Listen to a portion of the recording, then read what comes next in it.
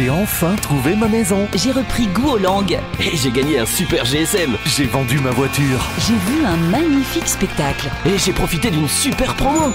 Vous êtes plus de 4 millions à avoir une bonne raison de lire Passepartout chaque semaine. Passepartout, le gratuit qui vous enrichit. Les deux animateurs les plus déjantés de la FM, c'est sur ta radio. Dans Si on se faisait plaisir. C'est le moment, c'est l'instant du coup de gueule. Bah oui, comme vous l'avez remarqué, on n'a pas encore arrêté. Voilà. Donc voilà. C'est depuis le début de l'émission. Alors l'émission s'appelle Si on se faisait plaisir, mais je voudrais dire quelque chose. C'est vrai qu'on n'a pas fait de blagues aujourd'hui. C'est vrai qu'on n'a pas, j'ai pas dévié dans des conneries ou des trucs un petit peu gore comme j'ai tendance, etc. Mais c'est parce que le sujet ne s'y prête pas non plus et que quelque part malgré tout, le sens de l'humour, vous l'avez, on l'a bien vu, on rigole tout le temps hors émission, etc. Donc le sens de l'humour est bien là. Mais se faire plaisir, c'est pas toujours se faire plaisir en disant des conneries. On peut se faire plaisir aussi en racontant des choses sérieuses, graves, même parfois. C'est aussi un plaisir de pouvoir donner entre guillemets, des leçons dans le but que ces choses-là servent aux gens. Marie, je suppose que tu es d'accord avec moi. C'est mon premier plaisir. Voilà. Donc moi, je vais faire un coup de gueule par rapport à certains parents actuellement, ou même certains profs, etc., ou éducateurs qui actuellement utilisent une technique qui me plaît absolument pas, et je vais expliquer pourquoi. Alors déjà premièrement, pour moi il y a un truc qui me gêne, c'est que c'est le parent qui doit éduquer l'enfant et non pas les profs ou les éducateurs. Eux ils sont là pour les encadrer, ça n'a rien à voir, ce n'est pas justement le fait de l'éducation. Les parents, c'est leur métier entre guillemets. Pour moi ça c'est déjà super important et les parents ont tendance à l'oublier. Ça c'est la première chose. Puis secondo, je ne supporte pas les parents ou autres qui passent leur temps à dire à leurs gosses: vous n'y arriverez jamais, tu n'y arriveras pas, tu es pas bon, tu es con, tu es ci, tu es ça, à l'école t'as eu des mauvais points, c'est parce que t'es nul, c'est ci, c'est ça. Parce que les gosses finissent par le croire, et non seulement ils finissent par le croire, mais en plus ils finissent par le devenir. Alors encouragez plutôt vos enfants, et s'ils ont fait une erreur, essayez de comprendre pourquoi et aidez-les. Et à la limite, moi je le fais, enfin du moins j'essaye, parfois vous savez pas suivre votre enfant à l'école parce que vous-même vous l'avez pas appris, vous n'avez pas été aussi loin. Admettez-le parce que c'est votre faiblesse. Et en effet, si vous êtes pas bon en maths, dites oui, moi je suis pas bon en maths parce qu'en effet j'ai pas étudié à l'école. Donc c'est toi qui vas apprendre à papa comment ça marche. Il faut que tu étudies absolument parce que sinon moi je vais pas évoluer. Donc inversez parfois même les rôles parce que vous apprenez aussi de vos enfants et c'est super important. Arrêtez d'être négatif avec vos gosses. Arrêtez de dire que vos gosses ils valent rien parce qu'en effet ils vont finir par voler à rien et c'est comme ça qu'ils se retrouvent dans la rue à rien faire parce que c'est vous qui l'y avez poussé. Voilà, ça c'est mon coup de gueule. Ceci étant, il faut avouer qu'il y a une absurdité dans la société, c'est que toute personne qui veut s'occuper d'enfants doit faire des années d'études pour être éducateur, professeur, instructeur, etc. Il n'y a aucune année d'études pour être parent. Ouais. Et ce n'est pas inné. Ah, je vois qu'il y a quelqu'un qui veut réagir là. Oui, c'est vrai, et en même temps, il y a quand même des belles évolutions dans le système social actuel. Moi, j'entends parler de coéducation, d'alliance éducative, de communauté éducative. On éduque de moins en moins seul et de plus en plus entouré avec les autres, pas contre les autres. Oui, c'est pas les parents contre les enseignants, les parents contre les éducateurs. C'est ensemble, et effectivement, avec toujours cette idée que l'éducation est un objectif prioritaire, c'est-à-dire conduire l'enfant à devenir ce qu'il a envie de devenir. Voilà. Avec tout ce que ça comporte, je partage le coup de gueule en assignation identitaire négative, mais je pense quand même il y a des programmes d'éducation familiale maintenant, de plus en plus. Ouais. Il y a des endroits où on peut en parler. Être parent, il faut éviter l'éducation solitaire et passer à une éducation solidaire. Et pour ça, effectivement, la société se met en place. Ce qui s'est passé dans Berceau maudit, cet isolement complet dans une bulle, se produit de moins en moins souvent. Et ça, c'est quand même une évolution. Ça, c'est positif.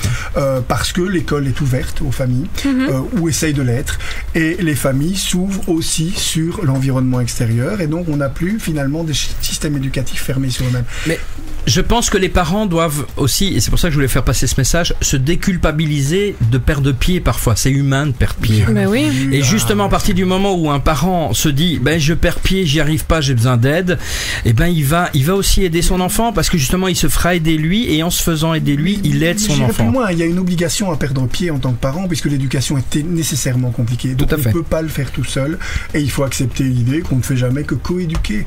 Nos enfants n'apprennent pas qu'à l'école, ils apprennent aussi à la télé, parler en discutant avec nous, en discutant avec le boulanger, c'est ça la communauté éducative. Et je pense qu'on va de plus en plus vers ça. Ça, c'est un message d'espoir. C'est pas du tout un coup de gueule. Mais un coup de gueule, c'est dans le but de donner de l'espoir aussi. Donc moi, quand je fais un coup de gueule, c'est pas dans le but de casser, c'est dans le but de dire il y a une leçon à en tirer et puis il faut avancer, quoi. Et le repli sur soi en éducation, ça, c'est contre. Moi, il y a d'autres trucs aussi, par exemple, qui m'exaspèrent. C'est, par exemple, quand on dit à un enfant, surtout pas parler sexe, on cache tout le sexe, tabou et compagnie. Quand j'ai le malheur de parler de sexe à la radio, on me monte du doigt parce qu'il y a des enfants qui nous écoutent parfois. Excusez-moi, je préfère sincèrement parler de sexe de manière ouverte à un enfant que de lui montrer une guerre et qu'après lui montrer des morts, des boyaux, voilà, c'est tout. Et donc, et aussi, c'est important parce qu'on avait eu à l'époque une remarque parce qu'on avait fait, donc tu vois, dans tout à fait un autre sujet, on avait fait une émission au salon de l'érotisme où on avait justement invité des stars du X à l'époque et ainsi de suite. C'était passé et en fait le principe, on avait expliqué justement comme quoi que les films pornographiques étaient de la fiction. C'était pas réellement l'amour. Et à l'époque, il y a des gens qui ont réagi très très mal en disant c'est honteux de parler de ça à la radio. Mais non, justement, il faut montrer aux jeunes la différence qu'il y a entre la réalité et la fiction. Mais vous venez de définir ce qu'est la communauté éducative. La radio en fait partie. Vous êtes dans les familles, vous êtes à l'intérieur, effectivement. Et je me réjouis d'un média où on peut parler pendant 1 heure d'éducation sans être interrompu et en allant au bout de ses idées. C'est de plus en plus rare, on le sait. Or, ces médias-là ont cette fonction de reliance entre les familles, entre l'école, la famille, la société. Donc je pense que ce sont effectivement des nouvelles façons, quand on parle de radio de proximité, se poser ensemble les bonnes questions. Exactement. Tout à fait. Parce qu'on n'est pas censé laisser des zones d'obscurité non plus dans l'éducation des enfants.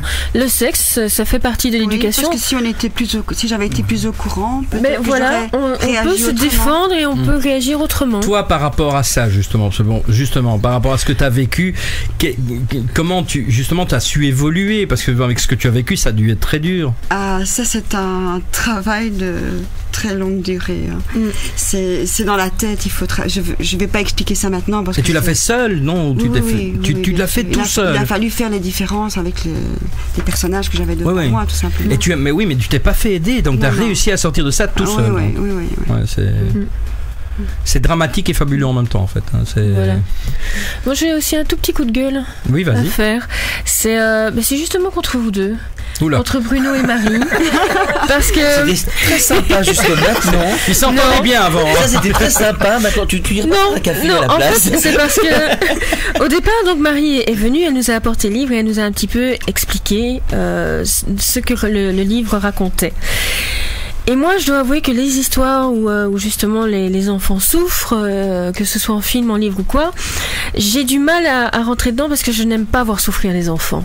Ouais. Et donc il fallait que je lise ce livre et j'y suis entrée à la limite en reculons, à reculons dans ce livre et je me suis fait happer et je n'ai pas réussi à lâcher cette petite fille, même en sachant à l'avance, parce que j'avais un petit peu lu la 4e de couverture, comme on dit. T'avais peur, je savais ce qui allait arriver à cette petite fille, et au fur et à mesure où on avance dans l'histoire, donc où à un moment, elle va retrouver d'abord sa maman qui va venir lui dire bonjour, lui faire une visite chez les bonnes sœurs, et que peu à peu, elle va réintégrer week-end après week-end cette famille et que on sent ce qui va arriver à cette petite fille, ça ne peut pas être autrement, ça sent l'inéluctable et on voudrait bien ne pas vivre ça avec elle et on peut pas faire autrement que de l'accompagner et ça franchement c'est formidable, c'est dur de devoir l'accompagner, c'est formidable d'avoir réussi à faire qu'on peut pas lâcher cette petite. Marie va te répondre tout à l'heure, juste après la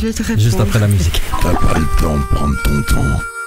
On va le faire pour toi, dans Si on se faisait plaisir. Vous êtes dirigeant d'entreprise, responsable d'un département.